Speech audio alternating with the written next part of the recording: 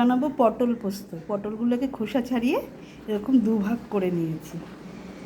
আর লাগছে একটু পেঁয়াজ কুচি আর কাঁচা লঙ্কা। পোস্তটাকে মিষ্টিতে কাঁচা লঙ্কা দিয়ে পেস্ট করে নিই। কড়াইতে তেল দিয়ে দিয়েছি, এবার পটলগুলো দিয়ে দেবো।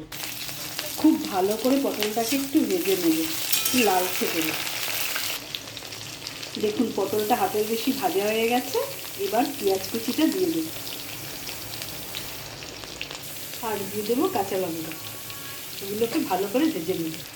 এবার একটু নুন দিয়ে দেবো। পেঁয়াজ আর পটল ভাজা হয়ে গেছে, এবার নুনটা দিলাম। এবার দিয়ে দিচ্ছি একটু হলুদ গুঁড়ো। এবার এটাকে ভালো করে নেড়ে দিই। এবার দিয়ে দেবো পোস্ত। পোস্তটা ভালো করে ভাজা ভাজা হয়ে গেছে। এবার খুব সামান্য অল্প জল দিয়ে এটাকে ঢেকে দেবো। এটা যেহেতু গা মাখা হবে তাই বেশি জল দেবো না। এবার জল দিয়ে দিলাম, খুব বেশি জল দিইনি, দেখতে পাচ্ছি। এবার ঢেকে দেবো। সামান্য একটু চিনি দিয়ে দিলাম, তাহলে বেশি স্বাদ লাগবে। রেডি পটল পোস্ত।